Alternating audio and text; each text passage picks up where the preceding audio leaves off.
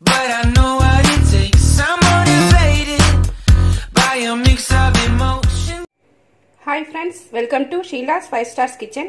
இன்னைக்கு நம்ம கிச்சனில் என்ன பார்க்க போகிறோம் அப்படின்னா கிறிஸ்பி பொட்டேட்டோ சிக்கன் கபாப் எப்படி செய்யலான்னு பார்க்கலாம். இது கொஞ்சம் டிஃப்ரெண்ட்டாக இருக்கும், ரொம்ப நல்லாயிருக்கும், ரொம்ப டேஸ்டியாக இருக்கும். இந்த உருளைக்கிழங்கோட இந்த சிக்கனையும் இதுக்குள்ளே இந்த ஸ்டிக்கில் வச்சுட்டு நம்ம ஃப்ரை பண்ணி எடுக்கும்போது ரொம்ப டேஸ்ட்டாக இருக்கும், ரொம்ப டிஃப்ரெண்ட்டாகவும் இருக்கும். இது எப்படி செய்யலான்னு வாங்க பார்க்கலாம். அதுக்கு முன்னாடி நம்ம சேனலை சப்ஸ்கிரைப் பண்ணி வச்சுக்கோங்க, கூடவே இருக்கிற பெல் ஐக்கானே ப்ரெஸ் பண்ணி வச்சுக்கோங்க. Thank you friends. Crispy potato chicken kebab இது எப்படி செய்யலான்னா, ஒரு 1/2 கிலோ சிக்கன் எடுத்திருக்கேன். இதை நல்லா அந்த போனெல்லாம் எடுத்துட்டு போன்லெஸ்ஸாக இந்த சைஸுக்கு சின்ன சின்ன சைஸாக கட் பண்ணி வாஷ் பண்ணி எடுத்து வச்சுருக்கேன். இது ஒரு 1/2 கேஜி எடுத்திருக்கேன், 1/2 கிலோ. இதுக்கு தேவையான மசாலாவெல்லாம் இப்போ சேர்த்துடலாம். இஞ்சி பூண்டு பேஸ்ட்டு 2 ஸ்பூன் போட்டுக்கிறேன்.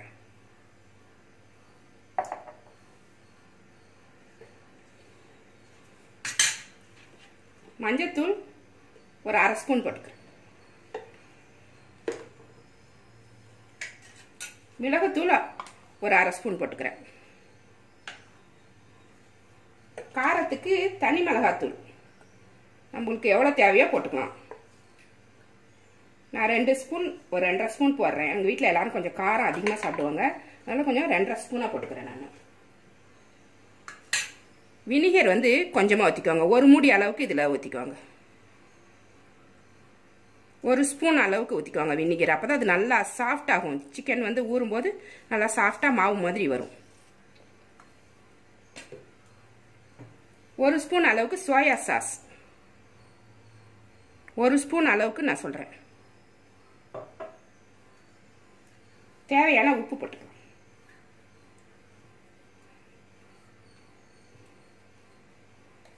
நான் 1 ஸ்பூன் போட்டு அப்புறம் ஒரு 1/4 ஸ்பூன் போட்டிருக்கேன். ஒரு முட்டை உடச்சி ஊற்றிக்கலாம். ஒரு முட்டை போதும், நிறைய போட்டிங்கன்னா சீக்கிரமாக தீஞ்சு போயிடும். 1/2 கிலோவுக்கு ஒரு முட்டை.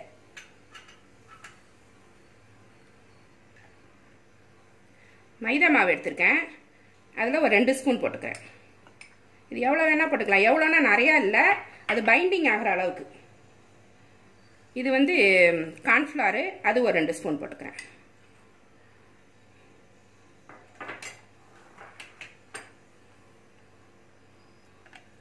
வினிகர் போடுறதால லெமன் போட வேண்டாம். வினிகர் போட வேண்டாம் அப்படின்னு நினைக்கிறவங்க ஒரு 1/2 லெமன் புழிஞ்சு ஊற்றிக்கோங்க, சரியாக இருக்கும். வினிகரும் புளிப்பு, எலுமிச்சம்பழமும் புளிப்பு. இப்போ எல்லாத்தையுமே பிசைஞ்சு எடுத்து வச்சுருவோம். இது மாதிரி நல்லா பிசைஞ்சு எடுத்து வச்சுக்கோங்க. எல்லா மசாலாவும் சிக்கனில் நல்லா கலந்து எடுத்து ஒரு 1/2 மணி நேரம் இது ஊறணும். இதுக்கு வந்து கபாப் குச்சி எடுத்து வச்சுருக்கேன். எவ்வளோ தேவையோ எடுத்து தண்ணியில் ஊற போட்டுருங்க. ஏன்னா பொரிக்கும் போது நம்ம எண்ணெய்க்குள்ளே போட்டாலோ சுட்டாலோ இந்த மாதிரி ஊற வச்சிடணும். ஊற வைக்கலனாக்கா இந்த குச்சி வந்து எரிஞ்சிடும். அதுக்காக நான் வந்து 10 நிமிஷம் ஊற வச்சுருக்கேன். இதுவும் ஒரு 1/2 மணி நேரம் ஊறணும். இதுவும் அது கூடவே ஊறிச்சுனாக்கா நம்மளுக்கு ஈஸியாக இருக்கும். 1/2 மணி நேரம் இந்த சிக்கன் ஊறட்டும். அதுக்கப்புறம் நம்ம பொட்டேட்டோவை இது கூட எப்படி ஆட் பண்ணுறது அப்படிங்கிறத நான் காமிக்கிறேன். இது மாதிரி பெரிய பெரிய உருளைக்கிழங்கா எடுத்து வாஷ் பண்ணி சிப்ஸுக்கு சீவுற மாதிரி அப்படியே ஃபுல் ஸ்லைஸ் பண்ணி எடுத்துகிட்டு வந்துடலாம். இது வந்து தோலை வந்து எடுக்க வேண்டாம், தோலோட ஸ்லைஸ் பண்ணி எடுத்துகிட்டு வந்துடலாம். இந்த பெருசாக இருக்கும்போது சிக்கனும் அதையும் சேர்த்து நம்ம அதை அந்த குச்சியில் மாட்டும் போது ரொம்ப நல்லாயிருக்கும். சின்ன உருளைக்கிழங்கா எடுத்தீங்கன்னா அது உங்களுக்கு சிரமமாக இருக்கும். அதனால் கொஞ்சம் பெரிய உருளைக்கிழங்கு இதோட பெருசாக எடுத்தாலும் உங்கள் இஷ்டம் தான். இதை வந்து நம்ம ஸ்லைஸ் பண்ணி கொண்டு வந்துடலாம். இது மாதிரி ஸ்லைஸ் பண்ணிக்கோங்க. கொஞ்சம் மெல்லிசாவே ஸ்லைஸ் போட்டுக்கோங்க. கொஞ்சம் மொத்தமாக இருந்துச்சுனாக்கா நம்மளுக்கு சிக்கனோட கோக்க முடியாது, இதை கொஞ்சம் கஷ்டமாக இருக்கும். இந்த மாதிரி மெல்லிசா இருந்துச்சுன்னா அப்படி மடங்கும், உங்களுக்கு கோக்கிறதுக்கு ஈஸியாக இருக்கும். இந்த மாதிரி எடுத்து ரெடி பண்ணி வச்சுக்கலாம்.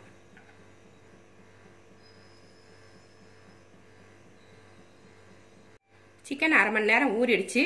இதை எப்படி கபாபா நம்ம கன்வெர்ட் பண்ணலாம் அப்படின்றத இப்போ பார்க்கலாம்.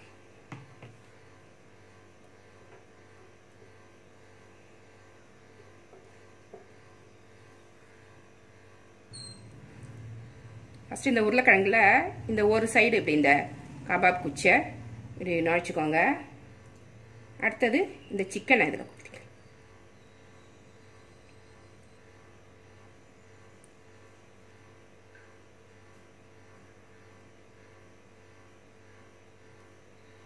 அப்புறம் இந்த உருளைக்கிழங்கை எடுத்து இதில் குத்தி விட்டுரும்.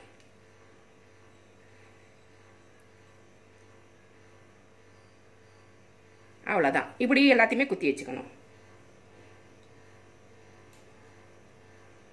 இது ஒன்று ஒன்று குத்தும் போது தான் நல்லாயிருக்கும். ஒரு ஸ்டிக்கில் நிறைய குத்துனீங்கன்னா கொஞ்சம் சிரமமாக இருக்கும். உங்களால் குத்த முடிஞ்சால் வேணும்னா அதை வந்து கோக்க முடிஞ்சிச்சுன்னா அதை கோத்துக்கோங்க. அது மாதிரி நிறைய கோக்கிறதுனா கூட கோத்துக்கோங்க. எனக்கு ஒன்று கோக்கிறது தான் ஈஸியாக இருக்குது. இப்போ இந்த சிக்கனோட சேர்த்து இந்த உருளைக்கிழங்கு ஃப்ரை ஆகிடும். சாப்பிடும்போது ரொம்ப டேஸ்ட்டாக இருக்கும்.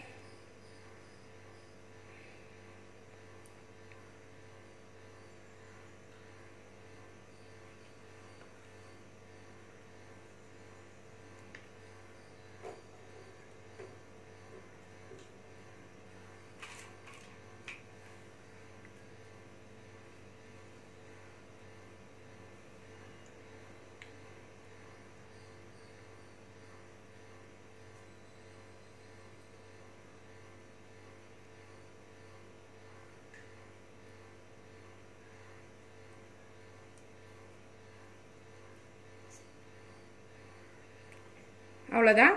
இது மாதிரி எல்லாத்தையுமே குத்தி எடுத்து வச்சுக்கோங்க. இந்த நான் அப்படி குத்தியிருக்கேன் பாருங்கள்.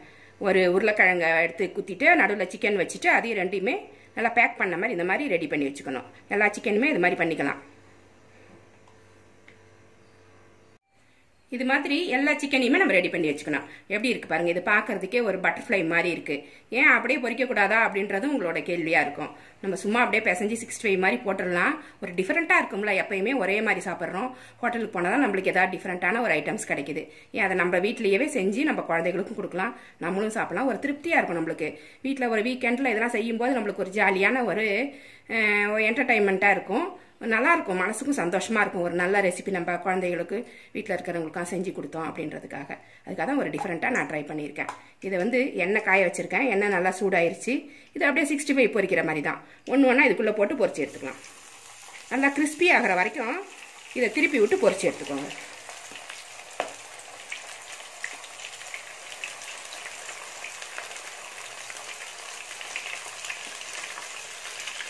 போதும். கொஞ்சம் கொஞ்சமாக போட்டு பொரிச்சிக்கலாம். இது அப்பப்போ திருப்பி விட்டுக்கோங்க.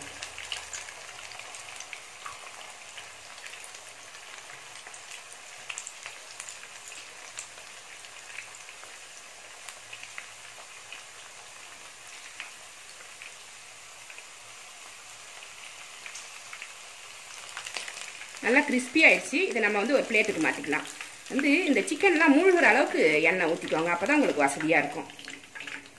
கம்மியாக ஊற்றுனீங்கன்னா அந்த சிக்கன் வேகாது. சிக்கன் இருக்கிற பக்கம் கொஞ்சமாக ஊற்றுனீங்கன்னா திருப்பி விட்டுக்கோங்க. இந்த பொரிச்ச கபாப்லாம் எப்படி இருக்குன்னு காமிக்கிறேன் பாருங்கள். நல்லா கிறிஸ்பியாக ஒரு உருளைக்கிழங்கு சிப்ஸ் கூட ஒரு சிக்கன் இப்படி சாப்பிடும்போது உங்களுக்கு ரொம்ப டேஸ்ட்டாக இருக்கும். குழந்தைகளுக்கு ரொம்ப பிடிக்கும். நம்மளுக்கே சாப்பிட்றதுக்கு ஒரு இன்ட்ரெஸ்டாக தான் இருக்கும். மீதி இருக்கிற சிக்கனையும் போட்டு காமிக்கிறேன்.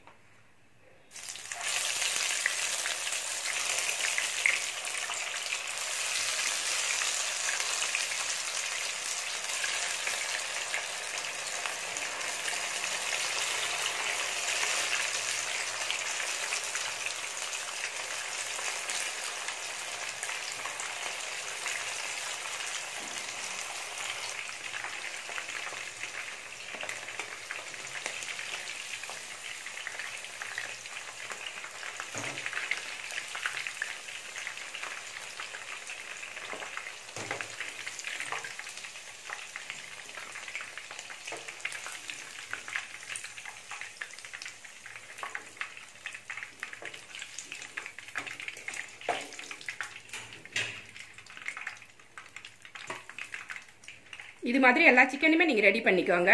ரொம்ப டேஸ்ட்டாக ரொம்ப டிஃப்ரெண்ட்டான ரெசிபி இது. இந்த வந்து பொட்டேட்டோ வந்து கிறிஸ்பி ஆகணும் அப்படின்றத கூட நீங்கள் பார்க்க வேண்டாம். சிக்கன் வந்து கிறிஸ்பியானவொடனே எடுத்துக்கோங்க. அது மெத்துன்னு இருந்தாலுமே உருளைக்கிழங்கு ரொம்ப டேஸ்ட்.